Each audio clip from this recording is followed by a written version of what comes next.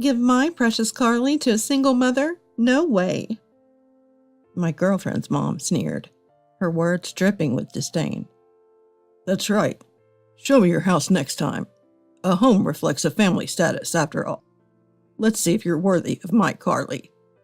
Her father's unpleasant laughter echoed inside me, tearing something apart. My name is Judas. I'm a 45-year-old bachelor, working in the IT industry and earning extra on the side. All these years, I've been working hard to send money back to Mom, trying to repay her in some way. I was raised by a single mother, just Mom. After she gave birth to me, Dad disappeared, so I never knew my real dad's face. He must have hated responsibility and ran away. Mom would say, laughing it off like it was a joke, but it must have been hard for her. Moreover, my dad had left her with a huge debt. Dad pleaded for help, so I signed for his debts, though we'd be a couple in the future. Such a foolish thing to do. Laughing, Mom continued. But you know what? He did have good looks, at least. Thanks to that, I was able to have a handsome son like you, Judas. I'm happy about that. Mom laughed heartily as she said that. Even though I grew up in a single-parent home, drowning in debt, I was raised with plenty of love from Mom.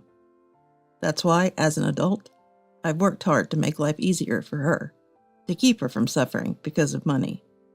Driven by this thought, I had reached this age when Mom suddenly said, I'd like to see my grandchild soon. That made me reflect on my own age. Don't you have a girlfriend? Mom asked, sounding concerned. Yes, I do, I replied shortly. Her name is Carly. She's an elite banker, a graduate of a prestigious women's university. She often reminded me of that. We met at a mixer, meant just to balance out the numbers. Oh, Judas, you're from a single-parent family. That's so sad. Despite her insensitive comment when we first met, Carly became quite attached to me, and somehow we ended up in a relationship. It's been exactly 1 year now. Judas, being a single mom's kid, you must have been poor when you were little, right? Poor thing. My parents are elites, super rich. Carly would say things like that every now and then. Honestly, it didn't feel great, but Carly was blunt and meant no harm. She's 10 years younger than me, so I tried not to mind her sometimes' disrespectful way of speaking. Judas, I want to get married. Every time we met, she would say this, and I would skillfully dodge the topic. But now, I began to feel a bit guilty for possibly being insincere. She's outspoken, but a bright girl. Maybe with Carly, I could build a happy home. Thinking seriously about this, Mom asked, Have you never thought about marriage before? No, not until you mentioned it, Mom. That's not good. Good girls get snapped up quickly. You should have a proper talk with her. Okay, I will. Later, when I brought up marriage with Carly, she said, Too late, Judas. I was about to become an old maid waiting for you.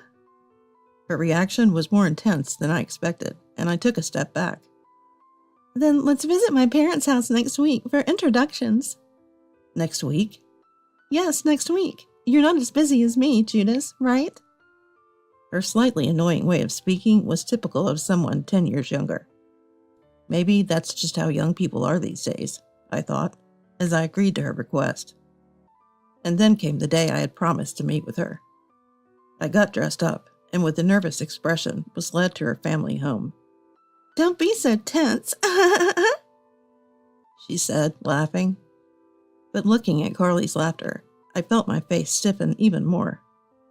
After all, I was about to face a major moment as a man, asking Carly's father for her hand. We're here. She pointed to a high-rise tower apartment where her parents lived. It's not a rental, you know. Carly said this as she led me inside, making me wonder why she cared so much about that. But I just nodded in agreement. And now, here I am, standing in front of the entrance to Carly's parents' home. Don't be nervous. We're home. Oblivious to my thoughts, Carly opened the door and pulled me inside. Welcome back, Carly. Oh, hello there. Are you Judas? Nice to meet you. I'm Judas. As I greeted her, Kathy's mother looked me up and down and laughed mockingly through her nose. I've heard you were a single mother's child and was worried about your social manners. But you can at least greet people, it seems. I was taken aback by Carly's mother's words. Even though we were about to become family, this was our first meeting. Despite her rude remarks, I tried to remain composed and handed her the sweets I brought as a gift. Please, if you'd like, enjoy these with Carly and your family. We don't need such a poor-looking gift. Her father's words made me awkwardly retract my offer, apologizing. I thought they'd like it since Mom loves these sweets. Judas, there's something important we need to discuss. Ah, yes. Right, the marriage talk. I braced myself to ask for Carly's hand. When can you quit your job? Pardon? I asked back in confusion. Well, we need you to quit soon and focus on being a house husband. Otherwise, Carly can't work freely. Mom, you're rushing things. Not at all. You're not the quickest learner, so you'll need time, and there's a limit to how much time we can give you. Right, Carly. You'll have to support him now. You need to work hard and get promoted fast. Don't worry. I'm a super elite among elite bankers. As the three of them continued the conversation without me, I couldn't help but interject. What are you talking about? Marriage, of course. Carly's mother continued in a patronizing tone. As you know, my Carly graduated from a top women's university. She's an elite, unlike a single mother's child like you. Her contempt was so evident that I couldn't hide my disgust.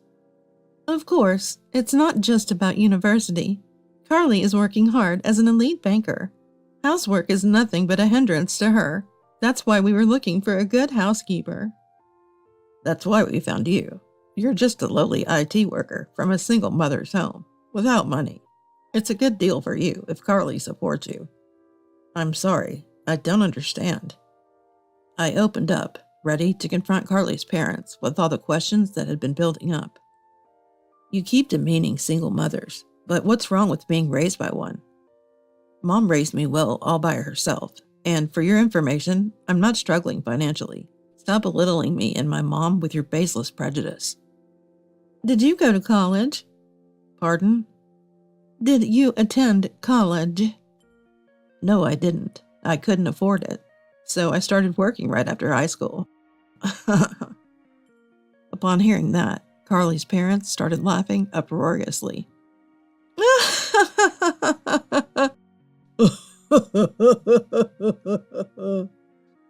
Not struggling financially without a college degree? That's the problem with single mothers. They only see things from their narrow perspective.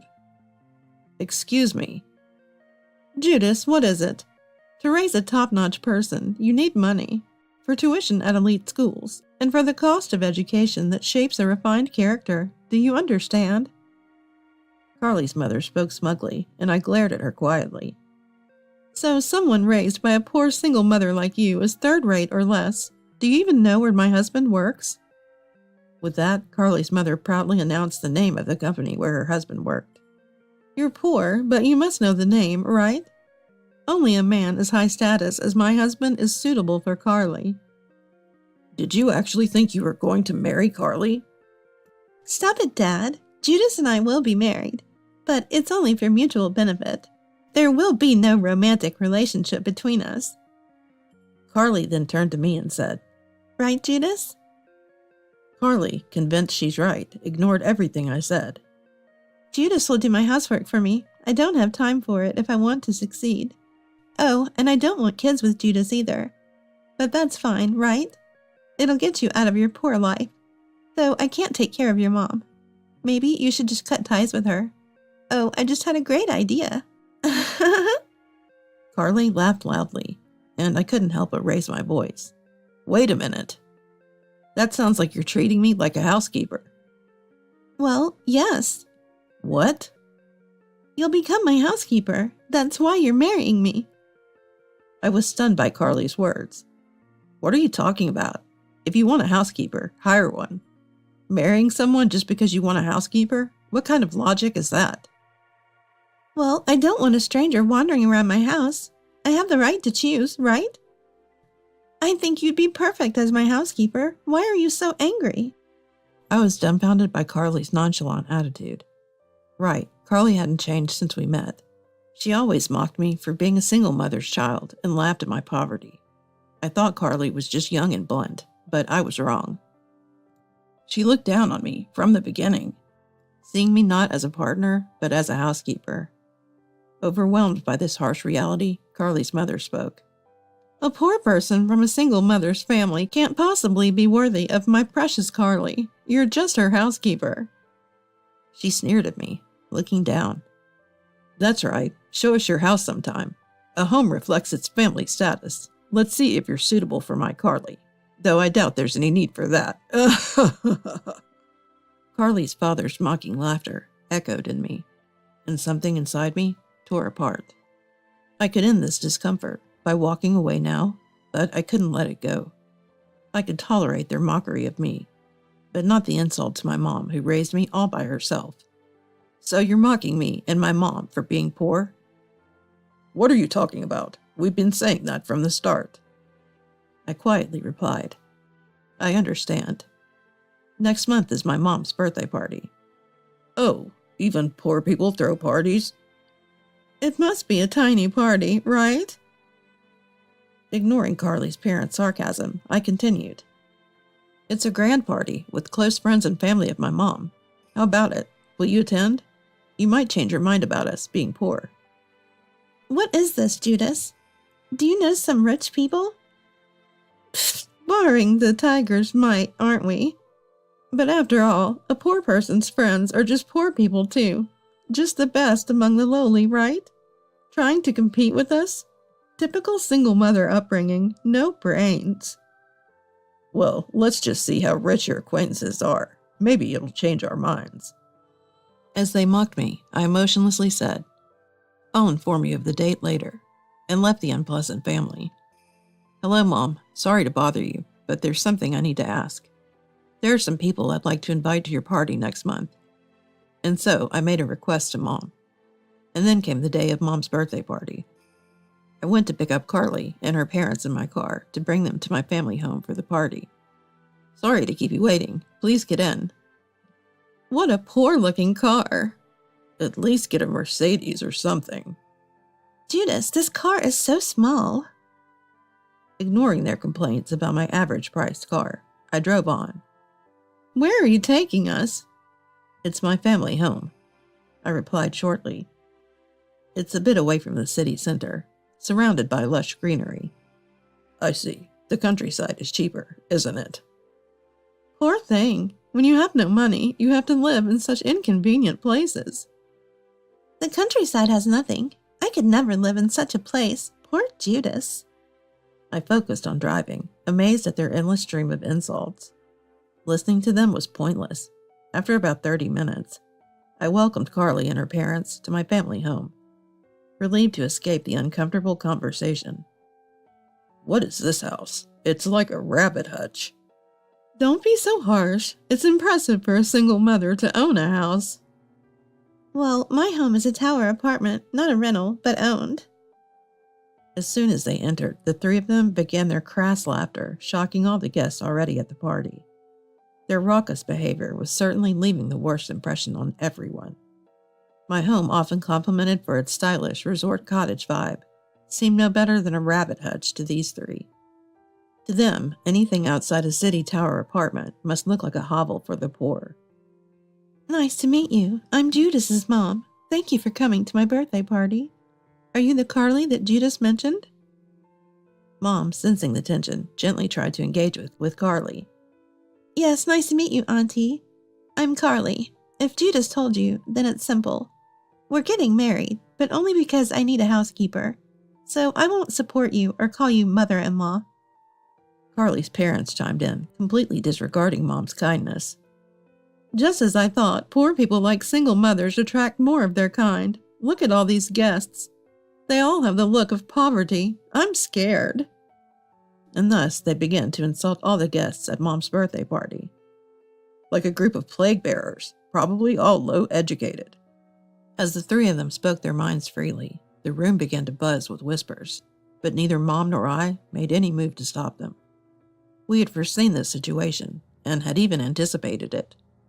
We had informed the guests beforehand that their behavior was part of a sort of sideshow.